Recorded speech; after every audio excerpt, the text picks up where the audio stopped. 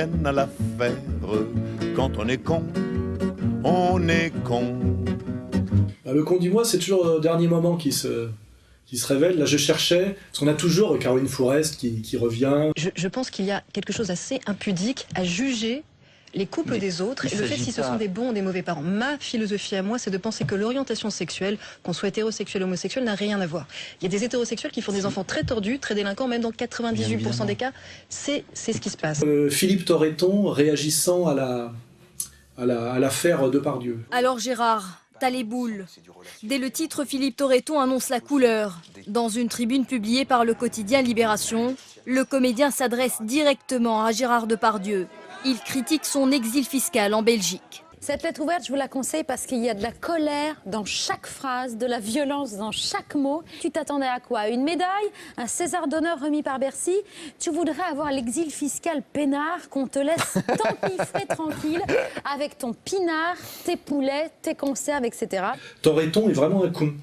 Et il est vraiment emblématique de cette gauche, en plus gauche non ouvrière, gauche non sociale, héritière en droite ligne du baratin des droits de l'homme, et qui est à la fois gauche très arrogante, très agressive, et surtout totalement illégitime, quoi. Et Torreton incarne parfaitement ça. Tu votes pour qui tu veux, et tu fais ce que tu veux d'ailleurs, mais ferme-la. Prends ton oseille et tire-toi, ne demande pas le respect, pas toi. Alors il a insulté effectivement Depardieu, parce que Depardieu, on en reparlera, n'en a pas marre de payer des impôts, il en a marre qu'on lui fasse payer 85% d'impôts, alors qu'il est finalement un petit entrepreneur français, alors que ce même parti socialiste qui le punit sans doute d'avoir plutôt soutenu Sarkozy, parce qu'on sait très bien que les ardoises fiscales sont un moyen de pression, de récompense et de châtiment en fonction de la façon dont on a appelé à voter au présidentiel. Je fais remarquer que Yannick Noah ne subit pas du tout les mêmes pressions fiscales que Depardieu, alors qu'il est à peu près dans la même situation. Mais lui, il a pleuré quand il a vu les bandes ethniques déferler sur la Bastille pour se réjouir de l'élection du président qui a mis en place le gouvernement le plus sioniste et le plus anti-musulman qu'on ait jamais vu. Hey! Merci à la famille, merci à Monsieur François Hollande. Ce soir, j'ai chialé! Ça a fait pleurer et se pâmer celui qui fait les publicités pour les slips, là, Yannick Noah, ancien joueur de tennis d'assez bon niveau et très mauvais chanteur. Mais Depardieu, lui, n'a pas chialé. Voilà. Donc il s'est fait emmerder, il a réagi virilement, parce que c'est un Gaulois. Et derrière, on a ce Torreton qui est monté comme une espèce de roquet. On a bien l'image d'Obélix, et puis une espèce de petit avorton, pareil, fonctionnaire de la comédie ou de la tragédie, puisqu'il était sociétaire de la Comédie Française. Donc le fonctionnaire de la gauche culturelle qui vient l'insulter. C'est pas pour rien que les acteurs, on leur fait lire et apprendre par cœur des textes écrits par d'autres. Parce que les acteurs sont en général des imbéciles. Donc en fait, il faut qu'ils lisent ou qu'ils récitent des textes intelligents écrits par d'autres, ou des dialogues intelligents écrits par d'autres.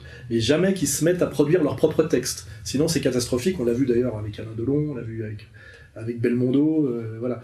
Donc Torreton, sans doute un très bon acteur, quand il apprend par cœur des textes de grands dramaturges, mais dès qu'il se met à être son propre auteur, ça devient catastrophique. Le problème, continue Philippe Torreton, Gérard, c'est que tes sorties de route vont toujours dans le même fossé, celui du « je pense qu'à ma gueule ».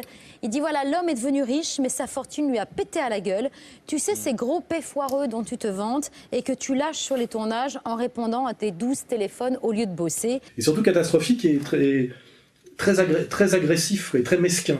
Alors qu'est-ce qu'il a... Je vais le citer... à propos de l'affaire Ciné, quand Ciné s'était fait flinguer et virer par l'ignoble Philippe Val, Torreton avait soutenu Philippe Val. Ce qui est d'ailleurs pratique parce que Philippe Val, c'est le pouvoir, c'est la nomination par Sarkozy à la tête de France Inter. Donc il y a aussi ce côté finalement fonctionnaire, lèche-cul, qui... On imagine bien qu'en dans l'ex-URSS, il aurait eu le prix Staline du meilleur acteur, ou je sais pas quoi, le prix Jdanov. Enfin, on voit bien le profil du mec en URSS. Il aurait aussi, à mon avis, à l'époque du macartisme, il aurait balancé, à mon avis aussi. Enfin, on voit bien le Toretton dans toutes les situations. Petit flic, petit délateur, avec sa petite tête. Ce qui est marrant d'ailleurs, c'est qu'il est connu pour un rôle important qui est Capitaine Conan, où il joue le rôle d'un mec qui aurait été au Front National, quoi. C'est ça qui est marrant, il n'a pas compris. Alors qu'est-ce qu'il a dit d'autre aussi? Il a dit « Je trouve que l'indignation ne doit pas être sélective, il faut soutenir Israël, c'est une démocratie, alors qu'aucun pays musulman n'est une démocratie, il faut le savoir. » Voilà, comme par hasard, Toretton est sioniste, jusqu'à la trogne aussi. Hein. C'est le socialiste, le mec qui défend les petits, c'est-à-dire le mec nommé par Sarkozy à France Inter, l'État d'Israël, et il crache un peu sur les musulmans. Enfin, hein. Ah si, il avait dit à Hollande, Hollande aurait dû exclure tous ceux qui ont fait campagne pour le non au référendum. Hein, au traité européen de 2005. Il y a des rendez-vous de chefs qu'il a manqué. Lesquels? Justement, la Constitution européenne.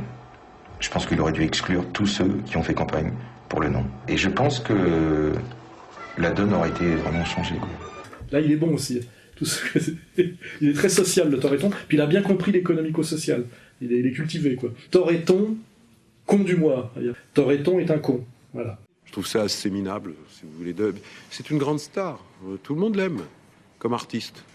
Mais se mettre juste de l'autre côté de la frontière, il y a quelque chose de, je dirais, presque assez minable, quoi. Hein, et tout ça pour pas payer d'impôts. Le comédien s'insurge. Minable, vous avez dit minable, comme c'est minable.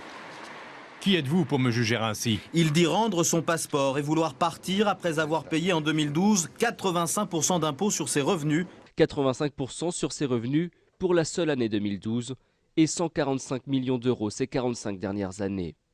Il rappelle également avoir créé plusieurs entreprises et faire travailler 80 personnes. L'acteur va même plus loin car il annonce tout simplement sa rupture avec la France. « Je n'ai malheureusement plus rien à faire ici. Je vous rends mon passeport et ma sécurité sociale dont je ne me suis jamais servi. Nous n'avons plus la même patrie. » J'ai un passeport russe, mais je suis français. Et j'aurais certainement une double nationalité belge. Vous savez, si j'avais voulu échapper au fisc, comme on dit dans la presse française, je l'aurais fait depuis longtemps. Je l'aurais fait depuis longtemps.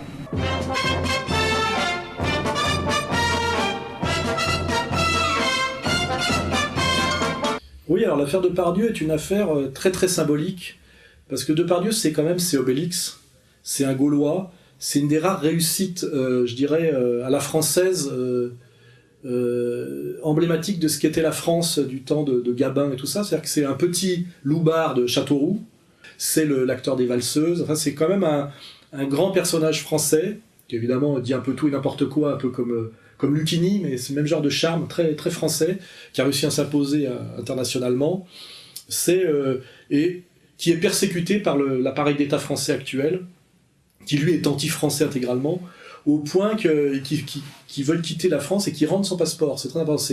Obélix rend son passeport et quitte la France, avec évidemment la petite quenelle géniale de Poutine. Ce sont les retrouvailles de deux amis. Une accolade complice pour célébrer la citoyenneté russe de Gérard Depardieu. Puis un dîner où les deux hommes évoquent le dernier tournage de l'acteur. Tout est fait pour montrer l'attention que le président russe porte à ce concitoyen si singulier.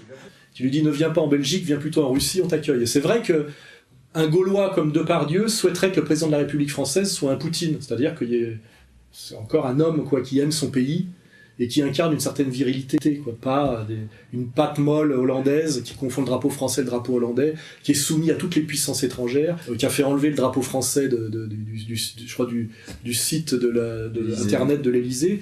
Enfin voilà, c'est un symbole. Alors les gens disent, j'ai entendu les gens dans les bistrots dire ouais, Depardieu ne veut pas payer ses impôts. Non, Depardieu est un entrepreneur. Il n'était pas obligé d'être entrepreneur, il pouvait rester acteur comme Toretton.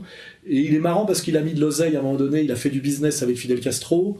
À une époque, il s'est converti à l'islam, il faut le savoir. Je crois que pour une histoire d'amour ou je sais pas quoi. Enfin, c'est un personnage haut en couleur, très français. Il picole. Ce qui est génial, c'est qu'il s'est fait encore arrêter bourré. Ils le font souffler et il relève un taux de 0,94 grammes d'alcool par litre d'air expiré, ce qui revient à 1,88 grammes d'alcool dans le sang. Et il a dit qu'en fait, c'était à cause de la vinaigrette de la salade qu'il était souple, c'est le vinaigre. Vous savez, avoir un petit peu d'alcool dans le sang, si je prends une salade un peu trop vinaigrée, je dépasse déjà la limite. Donc moi j'aime bien un type qui picole, qui roule bourré, qui a une tête comme ça de guerrier gaulois. Il a une dimension pantagruélique, hein, il a ce côté-là, côté ronsardien, c'est un Français, quoi. Et que un type comme Hérault, c'est Hérault là, Nobody comme Hérault, l'insulte et le traite de minable, prouve que les hommes politiques qu'on a portés au pouvoir par le suffrage universel, ce qui veut dire qu'il faut l'abolir, ont perdu, comme disait De Gaulle, toutes leurs antennes. C'est-à-dire qu'ils ne comprennent plus ce que c'est que le peuple de France, ils le méprisent, ils le haïssent, et forcément j'espère un jour que ça aura des conséquences. Parce que entre Depardieu et Hérault, qui est le héros, hein? Je rappelle que Hérault est un prof d'allemand qui n'a jamais enseigné, un franc-maçon, professionnel de la politique, qui n'a jamais, à mon avis, produit quoi que ce soit. C'est un parasite, hein, en termes d'analyse économique marxiste. C'est un parasite, un politique professionnel. Il est rien. Il est un peu l'équivalent de Quinquin dans le premier gouvernement Mitterrand, il sera remplacé bientôt. Hein. Voilà, il fallait mettre un goy dans le premier gouvernement. Vous verrez qu'il sera remplacé bientôt. C'est mes prévisions par un élu. Et surtout, Depardieu, on dit Depardieu ne veut pas payer d'impôts. Non, Depardieu ne veut pas payer 85% d'impôts.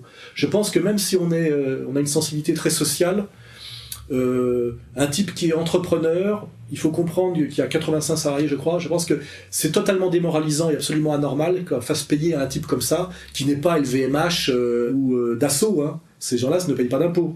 Avec les montages qu'ils font, ils payent 0 impôt quand on regarde bien. Cette affaire Depardieu est très symbolique d'une coupure totale entre nos élites et la France et son peuple, où maintenant on est dans la déclaration de guerre au peuple de France. On a Brigitte Bardot bientôt qui va suivre. Combien de stars vont-elles trouver refuge en Russie? Après Gérard Depardieu, nous y reviendrons dans un instant, Brigitte Bardot menace aujourd'hui de prendre la nationalité russe. Ses motivations n'ont rien à voir avec celles de l'acteur. Elle dénonce le sort réservé aux animaux en France. Brigitte Bardot qui menace de partir en Russie, c'est une inquiétude pour vous? Oui, il faudrait demander Gérard Depardieu en mariage, ce serait formidable. Alors que Depardieu et Brigitte Bardot sont des héros du peuple français, issus du peuple français, je le rappelle. Ce ne sont pas des petits marquis, des héritiers comme BHL, comme Arnaud Klarsfeld, voilà, des gens à qui tout a été donné par leur naissance, hein, qui sont une espèce de nouvelle aristocratie d'une période anti-monarchique qu'on pourrait qualifier d'aristocratie sans noblesse. Et donc c'est très symbolique, donc c'est pas une affaire secondaire. Et le fait que ce soit Poutine qui tende la main à Depardieu est très symbolique aussi. Parce que Depardieu, je pense, et moi aussi, on aspire à un Poutine français, hein, de remettre un peu de virilité, de bon sens et de patriotisme en France. Donc les gens se posent la question de savoir ce que c'est que de se faire piquer 85% du pognon que vous avez gagné, et que vous avez gagné, je dirais assez honnêtement, par votre talent, vos prises de risques, etc. Ce n'est pas du socialisme intelligent que de vouloir, empêcher la création de richesses, démoraliser, et ça n'a rien à voir avec le fait de s'attaquer à ce à quoi il faudrait s'attaquer, c'est-à-dire aux banques et au grand capital comprador cosmopolite incarné par les multinationales, à capital diffus et masqué, etc. Ce que ne font jamais les socialistes, évidemment, qui tapinent en plus pour la banque, c'est ça qui est horrible, et qui allument des petits mecs comme Depardieu pour faire croire qu'ils s'attaquent aux riches. Je rappelle que Hollande avait dit « je n'aime pas les riches ». Les hausses d'impôts que vous avez fait, vous avez une vision de la France très particulière, monsieur Hollande. Oui, je n'aime pas les riches, je n'aime pas les riches, j'en conviens. Et en désignant les gens qui gagnaient plus de 4 000 € par mois. C'est vraiment prendre les gens pour des imbéciles, lui gagnant d'ailleurs 10 fois ça officiellement déjà, plus tout ce qui doit se mettre dans la poche maintenant avec les rétrocommissions. Parce qu'il faut savoir que quand on accède enfin au pouvoir, le président touche les rétrocommissions sur les emprunts d'État et le commerce d'armes, c'est des milliards, et le Premier ministre, c'est les fonds secrets en général. Une mallette, un sac, emporté rapidement par une voiture officielle, et voilà, l'argent noir de la République, en billets de 500 francs tout neufs, peut rejoindre ses destinataires. Ces fameux billets de 500 francs ont 2 destinations. Une grosse moitié est réservée aux services secrets, le reste va à Matignon, chez le Premier ministre. Donc le Hérault et le Hollande sont en train de se remplir les poches en ce moment, comme s'est rempli les poches Sarkozy. On verra d'ailleurs jusqu'à un certain moment donné se comporter comme un mafieux, on en reparlera, en faisant assassiner les gens à qui il ne veut pas rendre l'argent parce qu'il n'a pas honoré des contrats occultes. Et là c'est l'affaire Kadhafi. Voilà, donc soutien à Depardieu.